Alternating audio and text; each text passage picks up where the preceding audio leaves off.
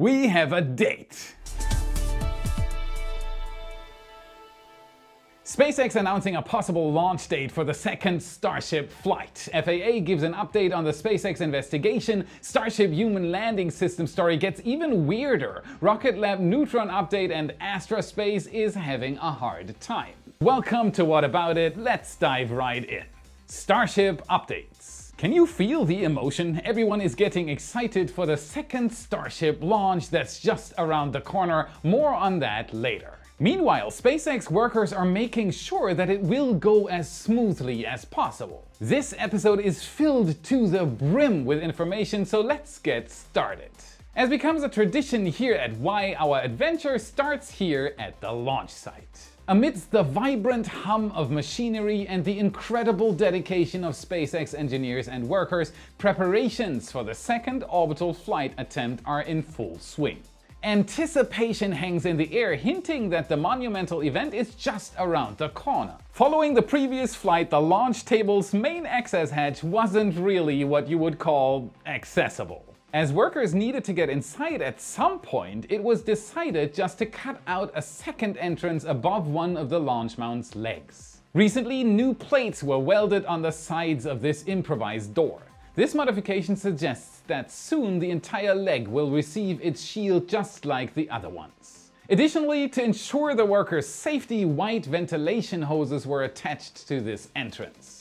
They are there to prevent the accumulation of gases during the welding process, which could be dangerous. Subsequent days witnessed the OLM engaged in another sequence of Raptor quick disconnect purge tests. These tests seem to confirm further that the abrupt end to the August 6th static fire could have at least partially been caused by these connections and not the booster itself. If you look up, the massive presence of the Orbital Launch Integration Tower is hard to miss.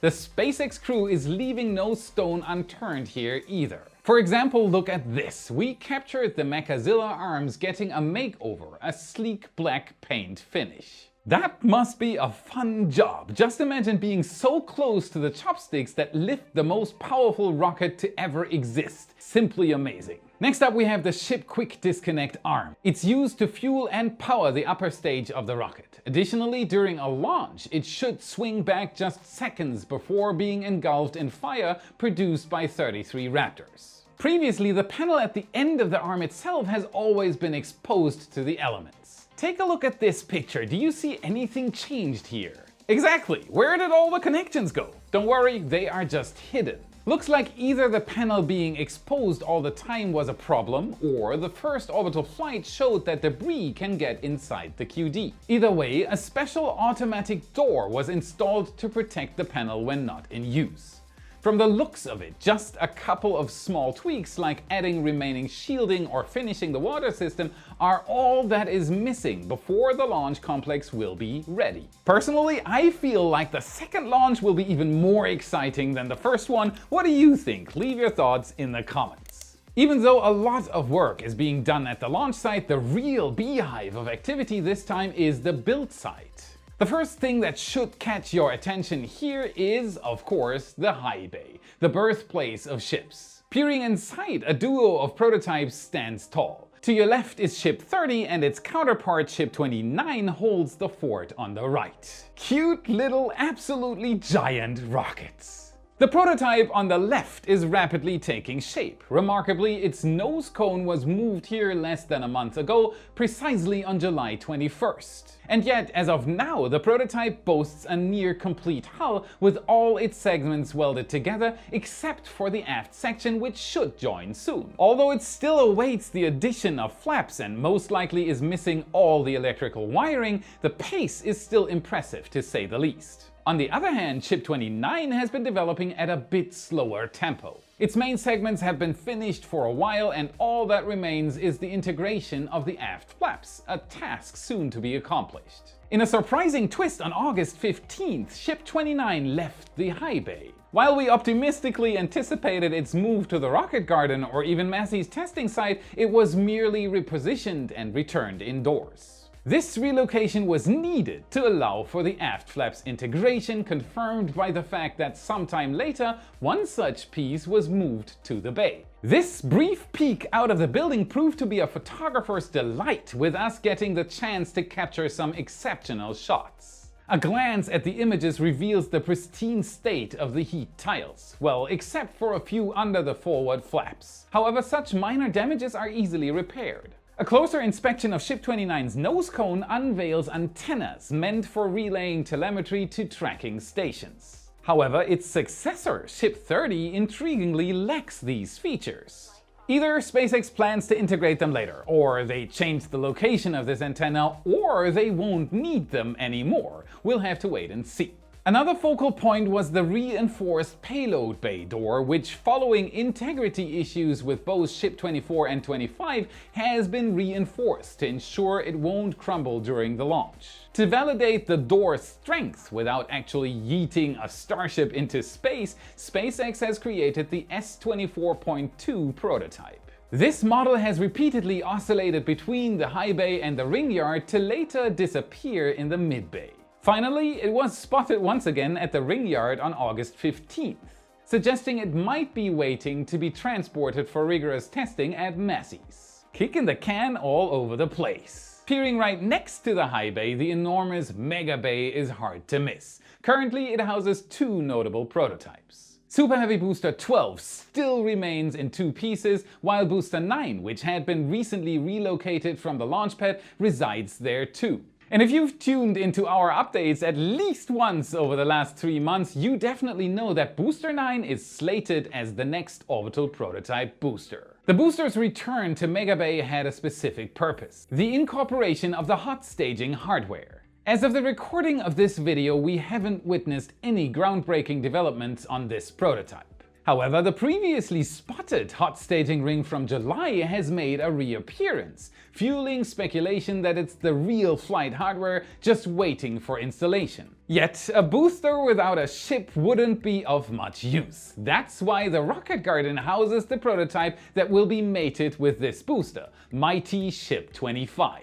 Recently, the crane attachment points on Ship 25 have been taken down. They are currently being masked with heat tiles. Why is this detail noteworthy? Because the attachment points on Ship 24 underwent a similar removal just before it embarked on the final phase of its testing. This sequence suggests that Ship 25 might never return to the suborbital pad again. Instead, its next rollout will end directly between the arms of Mechazilla. Word from the Federal Aviation Administration has it that SpaceX has recently provided them with the final report on the whole first orbital flight fiasco. This document is crucial to obtain the launch license, as now SpaceX and the FAA will conduct an in-depth analysis to figure out what changes are needed for the second flight. Unfortunately, as is the case with most of these types of documents, the chance that we actually get to see this report is pretty slim. Patience is the name of the game now, but rest assured, when that ultimate license is granted, excitement will be guaranteed. And just as we're finishing up this episode, an 88-page long local notice to Marines was released. And you won't believe what was found inside. On August 31st, 2023, Marines operating offshore in waters east of Brownsville, Texas, are advised of rocket launching activities and associated hazardous areas which may impact navigation interests. Or in simple terms, the second Starship launch is now planned to occur not earlier than on August 31st. That's the first day-specific date we saw since the inaugural Starship launch. So it is highly unlikely that everything will be ready to launch in under 2 weeks, but it just shows how serious SpaceX is about launching Starship as soon as possible. It is on, baby! Drawing our attention away from the first megabay, we now turn to its sibling, which stands on the edge of completion. On the morning of August 11th, the grounds of Starbase were buzzing with anticipation. A very notable delivery made its way in, the very first gantry crane intended for the second megabay. Upon examining its specification plaque, it's evident that this crane boasts a lifting capacity of 150 tons. The same as the one installed in the first megabay. This choice suggests that we can expect a similar crane configuration in both bays. Given this pattern, it seems likely that we'll be seeing a second crane rolling in shortly. In tandem with the turntables and state-of-the-art welding robots, this infrastructure is set to accelerate the production process of super heavy boosters, or who knows, maybe even ships. After the installation of all the sections of the 5th level, the LR11000 crane was carefully lowered down. Now it is being reconfigured to reach greater heights required for fitting the final building segments. These roof segments will also be pre-assembled at the Sanchez site. The rapid pace of work suggests that within a few weeks at worst, the second megabase should welcome the first Starship segment. However, while the assembly of the prototypes is crucial, these steel sections also have to be created somewhere. That's precisely where the Star Factory comes into play. Its structural framework is rapidly expanding, with another construction starting from the side of Highway 4. First roofing panels there were also hoisted into position. In the near future, Star Factory's front and back sections should be merged. Additionally, it appears that SpaceX's factory is about to expand to its side, engulfing the existing production tents. Tents number 1 and 2 are starting to look rather empty. The nightly power shutdowns and draining of argon tanks hint towards decommissioning of these structures. Seeing one of Starbase's oldest structures being dismantled might evoke nostalgia, but in the name of progress we must adapt and move forward. On the other hand, let's not forget that a few months ago, during the initial phases of the Star Factory's expansion, many believed these tents would soon be dismantled. Back then it was the nose cone parade that was used as evidence. However, days later operation returned to normal, with no tents being disassembled, so there is no need to panic. In another corner of Starbase, at the tail end of the Sanchez site, remarkable progress is visible as well. The ground fabrication building, which had been deconstructed, is witnessing a swift revival. Its framework is nearly complete, with workers diligently fitting roof tiles. Historically, this building was primarily used for welding ship and booster transport stands. It seems likely, given its legacy, that it will continue to serve a similar purpose post its reassembly. On our previous episode, we delved into the intrigue surrounding the S-22 nose cone. Remember the hilariously large socks? On August 12th, this mammoth structure was moved from the mid-bay to its new position adjacent to the payload processing facility. To everyone's surprise, an information tag on the nose cone confirmed that it very likely is a prototype for the Starship Human Landing System. After this, stairs were placed at the entrance of the prototype, further hinting at some internal work needed. Now, if that wasn't weird enough, then prepare yourself to be confused even further. On the 10th of August, we noticed an aft section of a super heavy booster prototype undergoing an unexpected modification. Its header tank was removed. At first glance, this seemed like an intriguing detail, but it didn't necessarily point to anything groundbreaking. Perhaps a small change in design necessitating the header tank's replacement.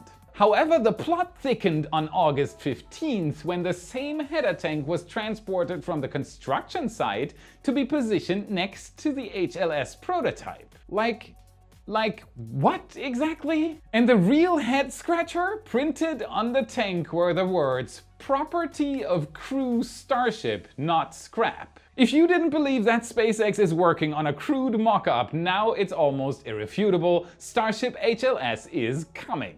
But here's the lingering question. What's the role of this header tank in the grand scheme of things? As of this moment, its purpose remains cloaked in mystery. My speculation would be a pressurized passage leading to an airlock, but only time will unveil its true function. What do you think? What will this tank be used for? Give me your best idea, I love reading them. And while you're at it, smash that like button hard, subscribe, share this video with your family and friends, and consider becoming a wise supporter. For as low as $1 per month, you get access to daily Starbase photo galleries, high-quality photos of SpaceX's progress, and countless other extras on top. No matter how much you decide to give, everyone gets the same supporter content and access. You decide what you want to give. The link to our Patreon page is in the description. Thanks to all the supporters who help fulfill dreams for our team. We can't thank you enough. You rock. Hey everyone, before we continue today's video, I'm thrilled to introduce you to some exciting new products from our sponsor, Ridge. Take a look at these bad boys. This isn't just any wallet, it's the Ridge wallet, and it expands to hold up to 12 cards with room for cash and yet remains super slim.